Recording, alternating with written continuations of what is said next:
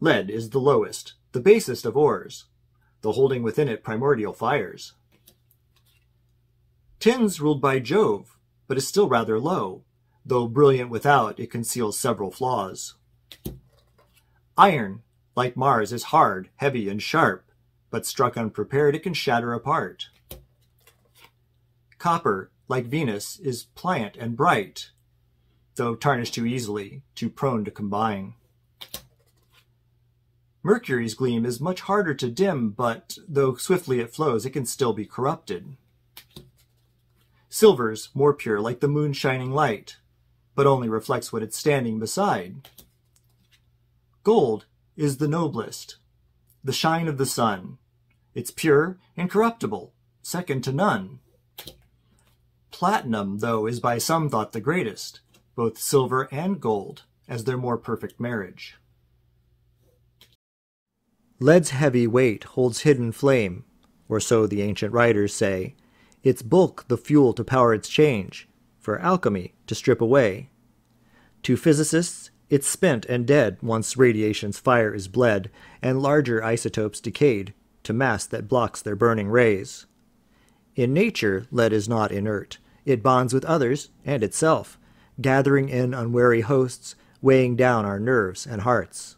Like Saturn's scythe, lead cuts us low, encumbering egos, anchoring souls, forcing focus and control if we would hope to rise toward gold.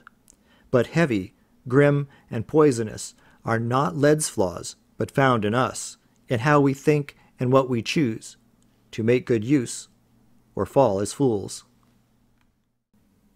Tin roof, tin horn, tin star, tin can, cheap and shoddy, false and thin, is often how we think of tin. A front, a fraud, puffed up with bluff, perhaps because the metal's soft and ordinary common stuff. Tin seems strange as noble metal, more than lead but less than silver, yet as lesser it's mislabeled. It stands for mighty Jupiter, a leader flawed but powerful, and noble with his great potential. Tin's served well since ancient eras, bright and bending, safe and stable, bronze and pewter, plate and solder, bells and organs, PVC, glass and batteries, LCDs. Tin has parts in all of these. Value never was the question. Faults we find are not in tin, but rather how we represent. Leaders who are skilled and honest, who can fairly state their limits and won't claim to be the greatest. That's the noble kind of tin, shine that shows the worth within, finds no reason to pretend. But when it's forced as substitute for silver, steel, or rarer earths, then tin may seem of lesser worth. Tin thus stands as our reminder, don't inflate with unearned ego, honor only honest value. We are iron, metal our bodies require, blood and bond, bearer of oxygen's fire. We are iron, powers our anger and vigor, wounds and war, color of torment and terror. We are iron, no metal serves battle better, hard and strong, but brittle encountered in nature. We are iron, stronger with flesh joint of metal. Steel is born by carbon and iron embracing.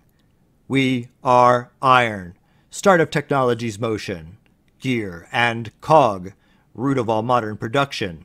We are iron, backbone of mighty construction, rail and road, chains to connect every nation. We are iron, heart of our whole living planet, flow and fire, source of the world's inner magnet. We are iron, drawn to explore by its habits, space and stars, wherever we wander we'll find it. Kypris lent this metal name.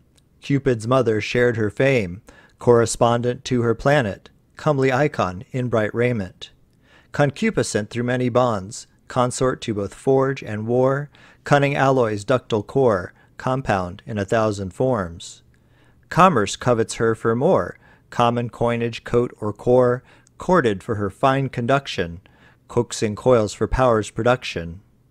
Cosmic merger fits her functions, covering every combination, coitus or collaboration, code for alchemy's conjunction. Quicksilver's quick because it quakes. The word here means alive, not because it's fast or flies like Mercury, its namesake. Mercurial is used to say erratic, prone to change, but noble metal's nature means it holds its virtue steady. The speed it notes is speed of mind, the lightning shift of thoughts, like how the clever power of wit grants wisdom to our kind. Although we've learned its toxic touch can drive a brain to madness, in alchemy its essence makes it reason's living bridge. It spans the gap from lead to gold, it bridges male and female, so, like its god, it travels and it carries us along. Its life this metal fosters, transfixing soul to soil, just as a prime material, it joins salt to sulfur. I give more praise to lower layers, because they're oft despised, and those who reign on higher tiers may not deserve their heights. And even if those noble few have qualities of value, there's no excuse to overlook the worth of those placed lower. And so it is that I've despised those metals called the noblest, attending first to lower kinds, applauding most the humblest. No disregard is meant to signs symbolic of achievement. I still respect a worthy scion rightfully ascendant. But I've not lusted much for gold, as rings or chains or coinage. It's worth less to me than wood, or dirt, or fertilizer.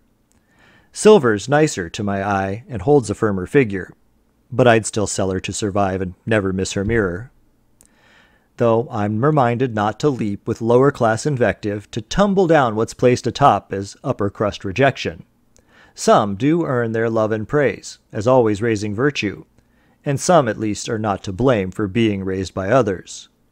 Though gold may be of little use for food or war or building, he always holds his virtue true, on guard against corruption. Though silver may not hold her sheen and tarnish by combining, her presence carries properties of power and purifying. And gold and silver both allow the fast exchange of currents, giving ground to signals flow without decay's resistance. I may not care for either's shine or wear them as adornment, but I can understand their price and honor each as element. Thus, these noblest metals earn their place among their peers, through virtue, value, serving needs, and years of good PR. Silver is silver in darkness, in bondage, when tarnished, when hidden, unwitnessed, still herself. The moon is the moon in shadow. The back is half the mirror, the knife still sharp in the drawer. Silver is poison that purifies, negation that records light, coin that supports a dollar. The glory of gold is well known when held to the light and shown, but worthless when buried in dark. Silver is silver in darkness. We who are flawed treat the golden as God, but rarely approach to its altar. As noble it's known, but it reigns all alone, too lordly to trouble with trifles. I've orbited gold, but I've never drawn close, for its focus I fear would be fatal. I've seen other fools who fell flaming to doom when they dared to aspire to gold's mantle. Its source of affright is not fire or light, but its stern and demanding perfection. Whose metal falls short will have every flaw shown in the glow of that golden reflection. As you verge ever closer, your stasis erodes, and all confidence melts in its glare. Your orbit unstable, you're no longer able to coast as you did once before. When gold is approached, it dissolves every doubt and reveals every folly and failing. The choice becomes stark, to spin out into dark, or to change as you rise to gold's challenge. If you would be greater, then curve to its center, but ready yourself for its hazard. You'll either be raised to be joined to its grace, or be shriven of sins as you're shattered. Once thought to be impurity, a stain on golden luster, then taken as mere alloy, just a mix of gold and silver, we later came to recognize the value of this metal, as rarer still and purer yet than others known as noble. Though now correctly classified as element alone, it still retains its symbol as a union, parts made whole, since though it shares with solar gold its shine and low reactance, Its color and its usefulness bear lunar silver's influence. Though less conductive or magnetic than others one might mention, when pulled out fine it draws a line with wondrous ductile tension.